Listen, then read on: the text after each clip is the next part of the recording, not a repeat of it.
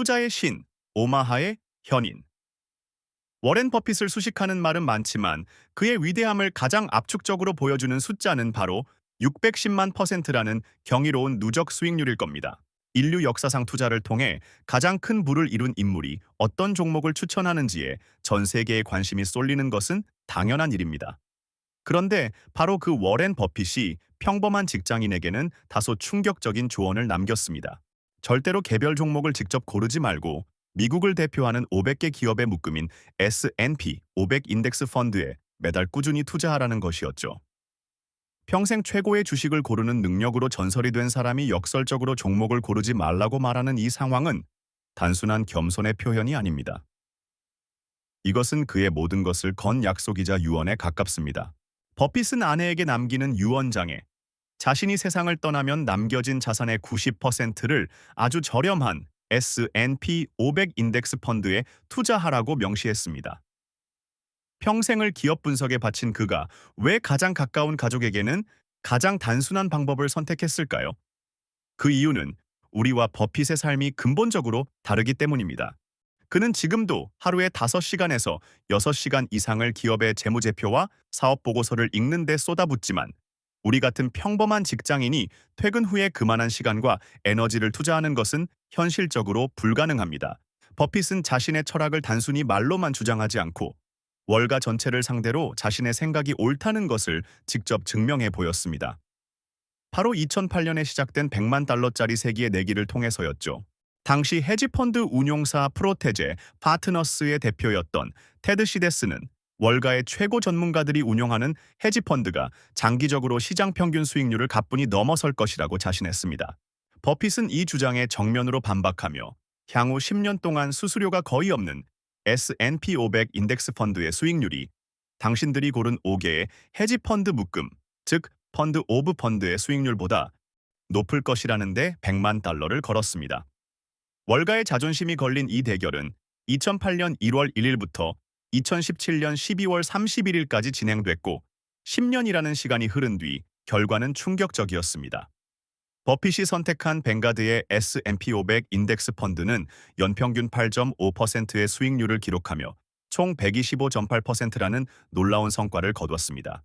반면 월가의 천재들이 운용하던 5개의 헤지 펀드는 연평균 2.2%, 총 22%의 수익을 내는 데 그쳤습니다.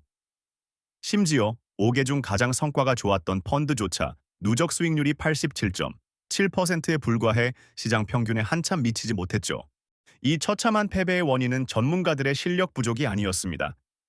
진짜 범인은 바로 그들이 떼어가는 막대한 수수료였습니다. 헤지펀드는 통상적으로 매년 운용자산의 2%를 기본 보수로 가져가고 수익이 발생하면 그 수익의 20%를 성과보수로 추가로 떼어갑니다. 이 높은 비용의 장벽이 10년 동안 복리 효과를 갉아먹으며 아무리 뛰어난 전문가라도 시장 자체의 흐름을 이길 수 없게 만든 것입니다. 이 수수료의 차이가 만들어내는 결과는 상상 이상입니다.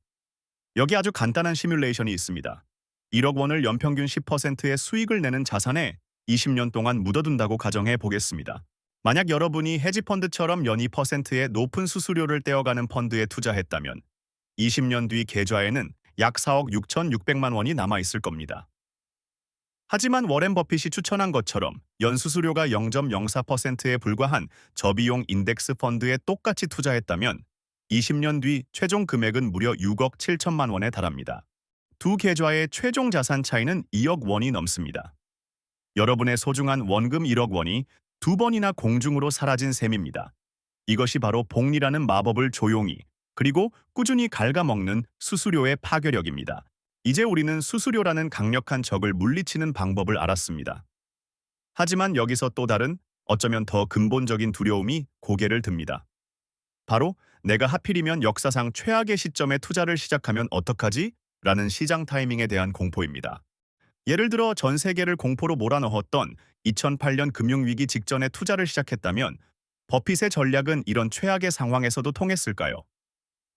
그 최악의 시나리오를 직접 시뮬레이션해 보겠습니다. 2008년 금융위기가 터지기 직전 S&P 500 지수가 역사상 최고점에 있을 때 매달 일정 금액을 투자하기 시작했다고 가정해 봅시다. 투자를 시작하자마자 리먼 브라더스가 파산하고 S&P 500 지수는 무려 57%나 폭락합니다.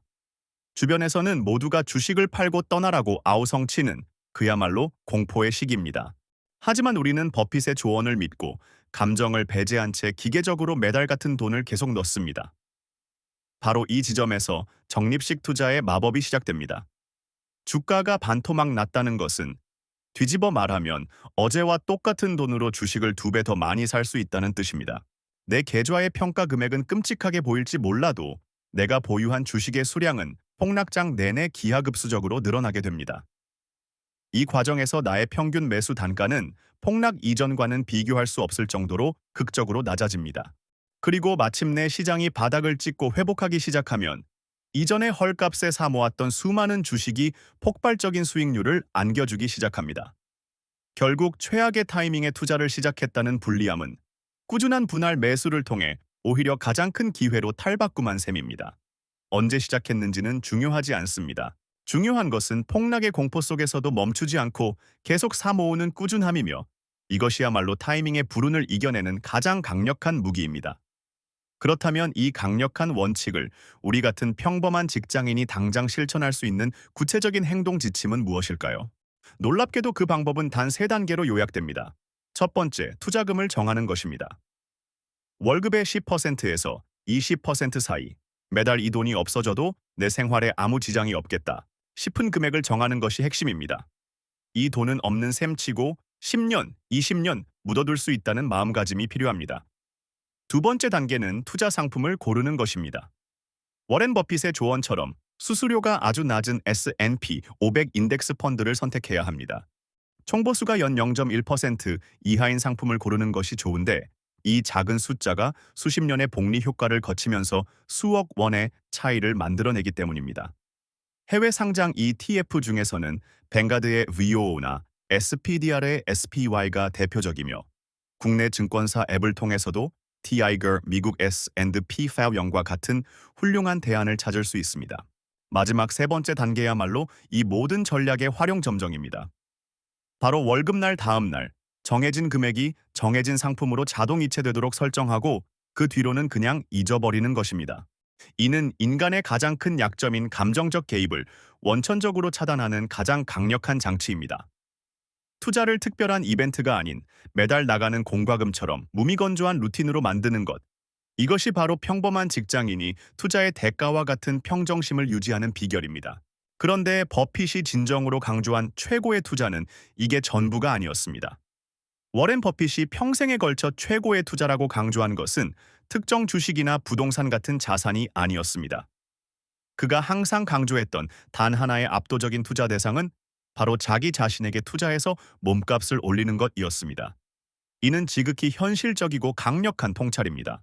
우리가 연평균 10%의 수익률을 내는 자산을 11%로 만드는 것은 거의 불가능에 가깝지만 우리의 노력으로 소득을 높여 매달 투자하는 돈을 50만 원에서 100만 원으로 늘리는 것은 충분히 현실적인 목표가 될 수 있습니다.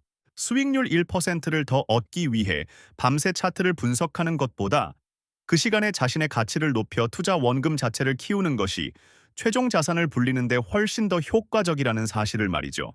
이 차이가 얼마나 엄청난 결과를 낳는지 숫자로 확인해 보면 더욱 명확해집니다.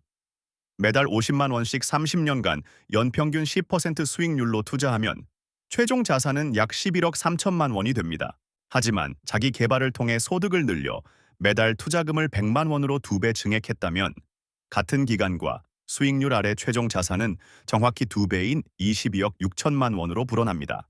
이것이 바로 버핏이 말한 스노우볼 효과의 진정한 의미입니다. 그의 스노우볼은 사실 이중 복리 구조를 가지고 있습니다.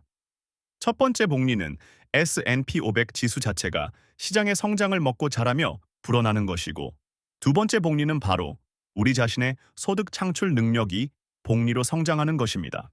자산 자체의 복리와 투자금을 늘리는 능력의 복리가 서로를 가속하며 폭발적인 시너지를 내는 것. 이것이 버핏이 말한 부의 비밀이었던 셈입니다. 물론 이처럼 완벽해 보이는 전략에도 우리가 반드시 인지하고 넘어가야 할 현실적인 위험 요소들이 존재합니다. 첫 번째는 환율 리스크입니다. 우리가 투자하는 S&P 500은 달러 자산이기에 원화 가치가 계속해서 오르는 원화 강세 국면이 이어진다면 달러로 벌어들인 수익을 원화로 바꿀 때 그 가치가 줄어들 수 있습니다. 두 번째는 미국 경제의 모든 것을 거는 집중의 리스크입니다. 지난 100년간 세계 경제의 패권을 쥐고 성장해온 미국이지만 앞으로도 그럴 것이라는 보장은 어디에도 없죠. 하지만 이 두 가지보다 훨씬 더 중요하고 통제하기 어려운 가장 강력한 리스크는 바로 우리 자신의 내면에 있습니다.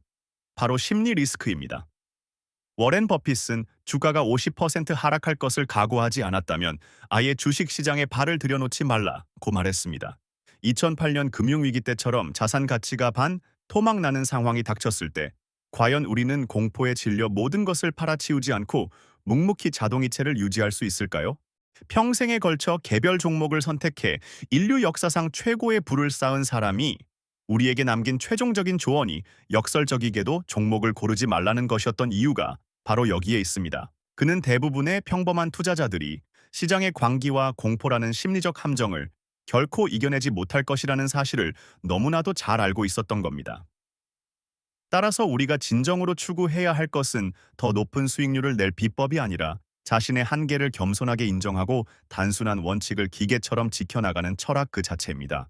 그리고 그렇게 아낀 시간과 에너지를 온전히 자신의 가치를 높이는 본업과 자기 개발에 쏟아붓는 것. 그것이야말로 평범한 우리가 부자로 가는 가장 확실하고 위대한 길일 것입니다.